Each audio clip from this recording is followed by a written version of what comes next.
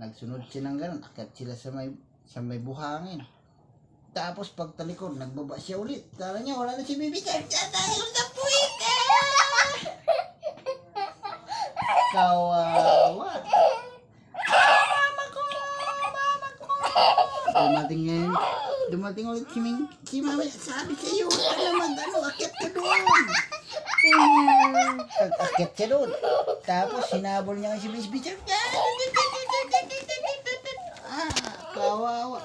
Ikaw, iaway mo ang bibi ko. Huwag ka na magbalik. Takot si Baby Shark. Lagoy siya doon. Ang gulo lang.